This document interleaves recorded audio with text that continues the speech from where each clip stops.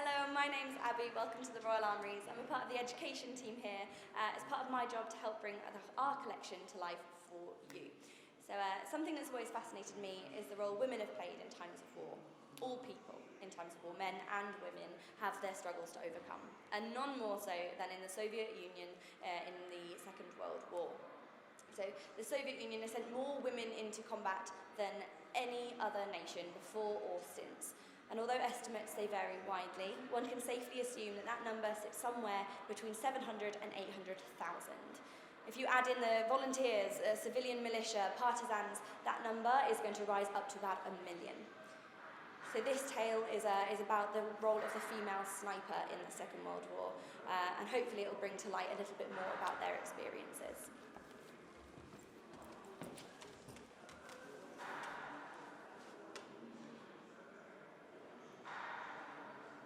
Glad of a rest for 2 minutes, I tell you. Marching, you never seem to stop moving these days. I'm glad of these too. Footwear's a serious matter for a sniper, given the many miles we have to cover. You don't want your feet giving out on you last minute. I feel like I've travelled half the world to be here. From Moscow to Minsk, Odessa, now on to Sevastopol. I have noticed we've started to become more static. Our lines, they feel stretched.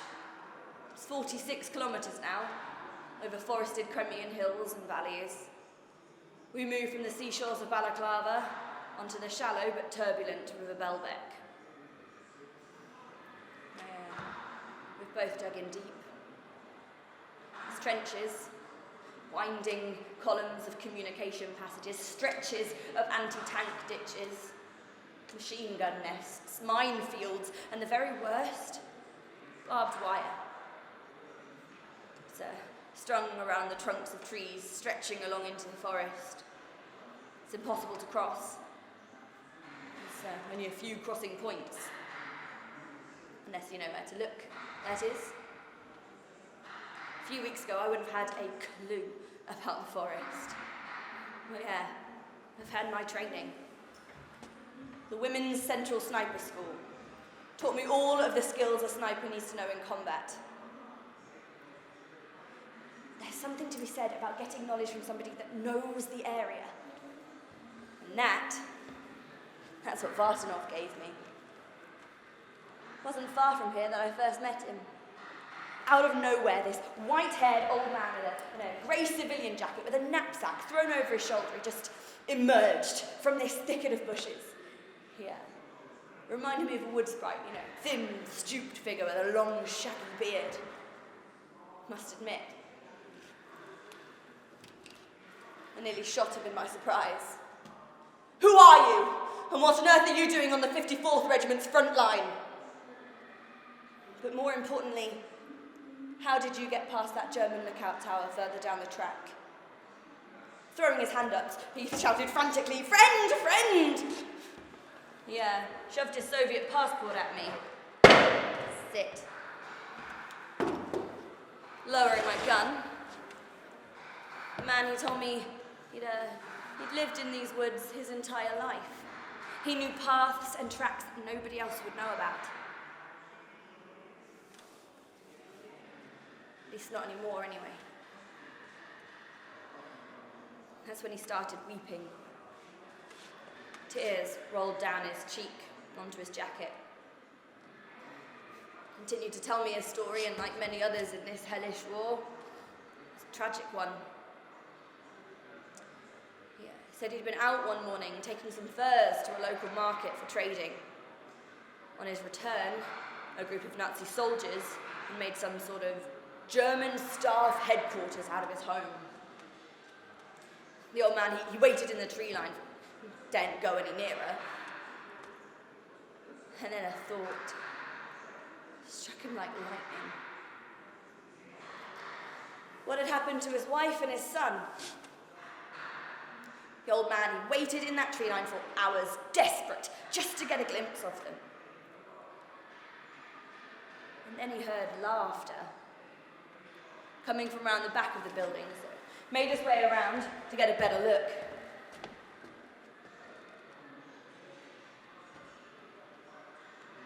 man. He nearly gave himself away when he saw his wife. Tied to a tree. Shot dead. Head lolled to the side. Blood dripping from her head onto her chest. Then he saw his son, kneeling in the dirt, weeping.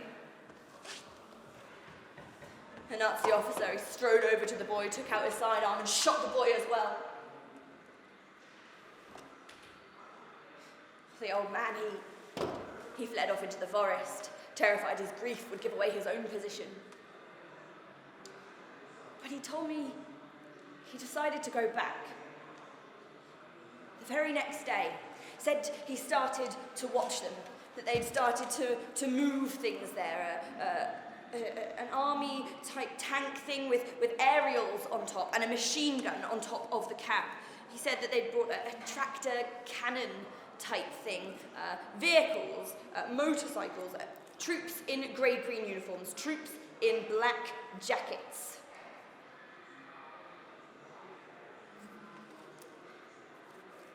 And the officer,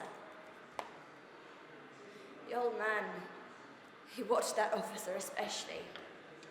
He was a blonde man, about 40 years old, with steely blue eyes.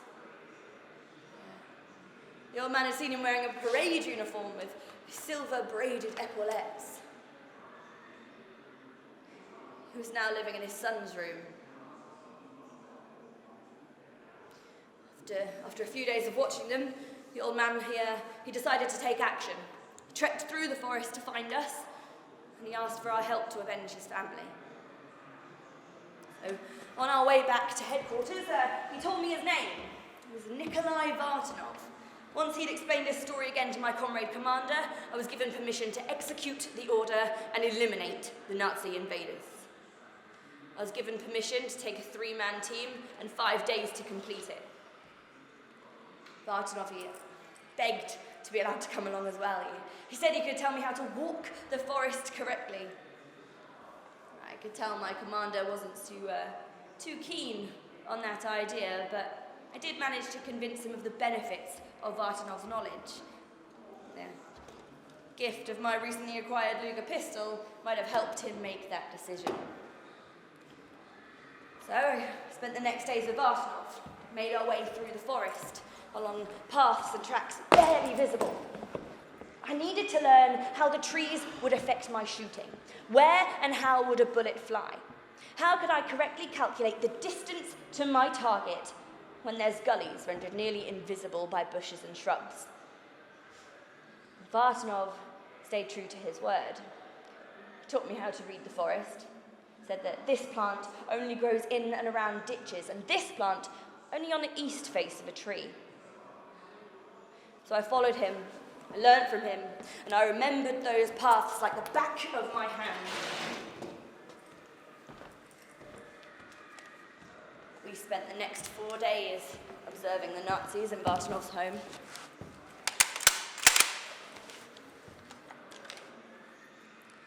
We sat in a thicket, and I watched them through my binoculars.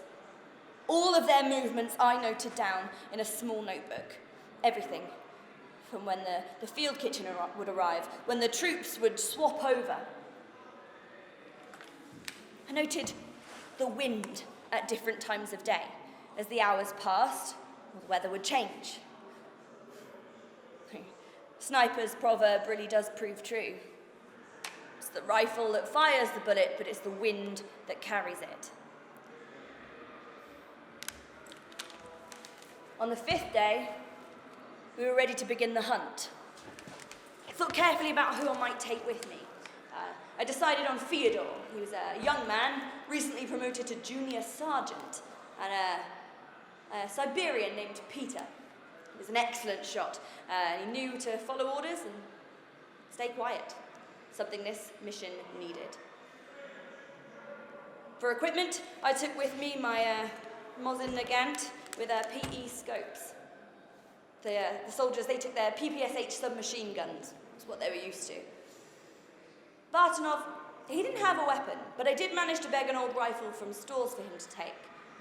Took a supply of 200 cartridges, and we each had 5 grenades. I stuck my pistol in my pack for good measure, but if the grenades or a pistol were needed in a raid like this, something had taken a very bad turn. First light, we made our way around to the farm. In accordance with the plan, we took up our positions around the rear of the Nazis. I kept Vartanov with me. We hid in a thicket disguised by a large bush. The soldiers, they split, one off to my right, one to my left. That way, we had entire coverage of the whole property.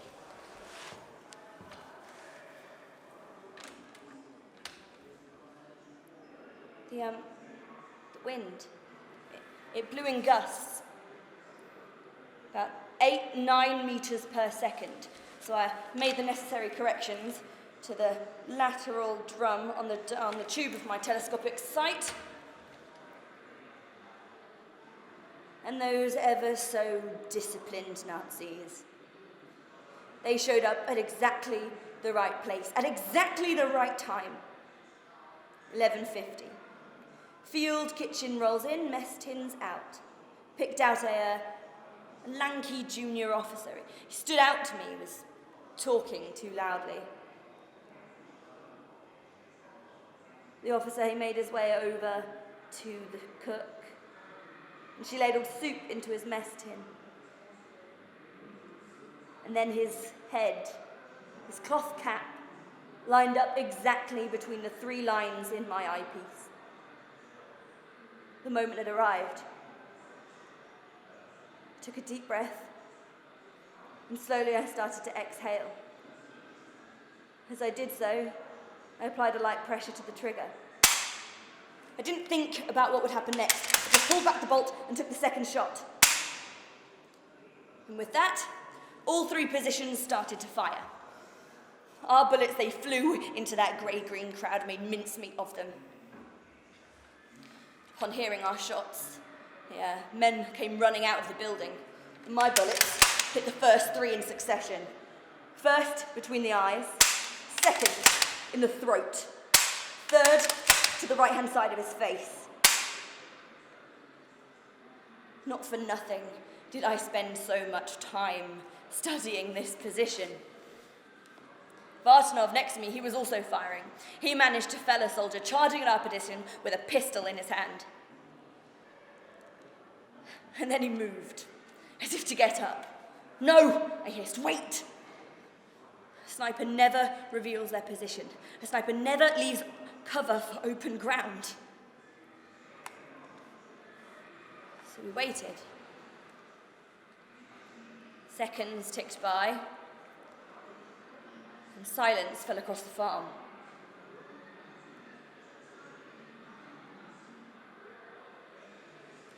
And then we saw it, just through the gloom, some movement near the back door. As I lifted my rifle, Vartanov whispered, "No, let me." I shuffled a little bit, he cocked the bolt and took the shot. The body of that blonde officer slumped out into the afternoon light down the front steps. The soldiers we were with, they charged into the building and gave the signal for the all clear. And in that moment, I just closed my eyes.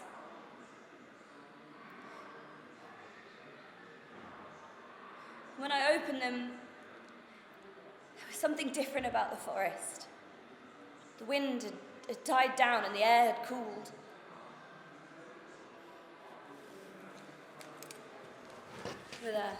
With Vartanov at my side, we made our way over to the building, over to that officer's body. When I took a glance at Vartanov, he just stood there, tears streaming down his face, silently weeping. So I turned to face him and I took his hand. And then a shot rang out of the silence. The old man's head just exploded in front of me. Whirling, I took out my pistol, firing at the officer still laying on the ground, pistol smoking in his hand.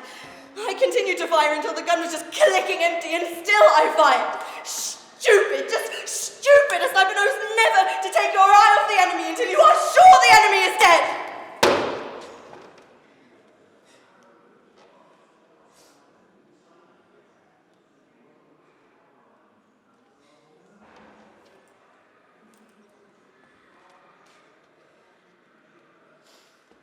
You know, when I first went to war,